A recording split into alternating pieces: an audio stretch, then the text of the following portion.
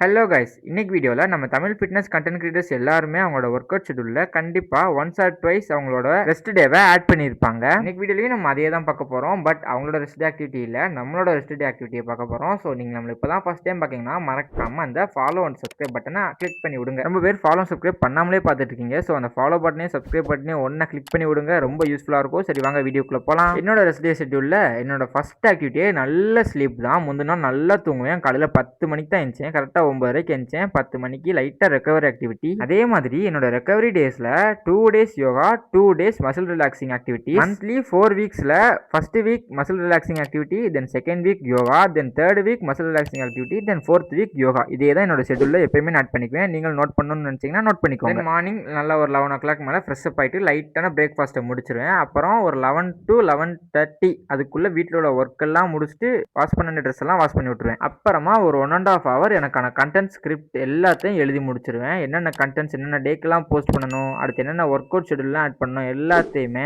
ஒரு 1.5 hour எனக்கான time எல்லாம் எடுத்து வச்சு அதுக்கான ஒர்க் எல்லாம் முடிச்சிருவேன். தென் அன்னைக்கு டேக்கு எங்கேயாவது வெளியே போகலான்னு சொல்லிட்டு பிளான் பண்ணுவோம். ஆனால் வெளியே எங்கேயும் போக மாட்டோம். ஏதாவது ஒரு ரீசனை சொல்லி அப்படியே வீட்டிலேயே இருந்துருவோம். அதே மாதிரி இந்த வீடியோவும் தைப்பூசத்து அன்னைக்கு எடுத்தது தான். இந்த டேக்கு வந்து வெளியே போகலான்னு பிளான் பண்ணோம். பட் கோயிலுக்கு போயிட்டு அங்கே உள்ள ஒரு ஆப்பில் சுட்டுட்டு அங்கேயே மதியான சாப்பாடை சாப்பிட்டு லஞ்சை முடிச்சுட்டு அப்புறம் அப்படியே ஈவினிங் பார்க் வந்துட்டேன். இந்த பார்க் வரும்போது ரொம்ப அமைதியாக இருக்கும். இந்த பார்க்குக்கு அவ்வளோ ஆள் வரவே மாட்டாங்க. இந்த பார்க்குக்கு நான் ஏன் அப்படி வரேன் அப்படின்னா, நான் முதல்ல சொன்னேன் ஆள் யாரும் வர மாட்டாங்க. அதனால நல்லா திங்கிங்லாம் பண்ணி நிறைய கண்டென்ட்ஸ் ஐடியாலாம் யோசித்து இன்னைக்கு டேக்கு எடுக்க வேண்டிய ஒரே ஒரு சீட் மேலேயும் எடுத்துக்குவேன். நிறைய பேர் என்ன பண்ணுவாங்கன்னா அந்த டேவை சீட் டேவாகவே மாற்றிடுவாங்க. பட் கொஞ்சம் கன்சிஸ்டன்சியாக இருந்தால் தான் உங்களால் அச்சீவ் பண்ண முடியும். ஸோ சீட் மீலாக ஒரே ஒரு டைம் மட்டும் எடுத்துக்கோங்க. ஸோ ஓகே, இதோட அவ்வளோ இந்த வீடியோ நான் முடிச்சுக்கிறேன். என்னோட ரெக்கவரி டே ஷெடியூலே இவ்வளோ தான். இன்னைக்கு நான் டேல என்னென்ன பண்ணேன்றதை மட்டும் தான் நான் கேப்சர் பண்ணி நான் வீடியோ ஆட் பண்ணியிருக்கேன். ஸோ உங்களுக்கு யூஸ்ஃபுல்லாக இருந்துச்சு இல்லை லைக் பண்ணணும்னு தோணுச்சா லைக் பண்ணிட்டு நம்ம பேஜை சப்ஸ்கிரைப் பண்ணி வச்சுக்கோங்க.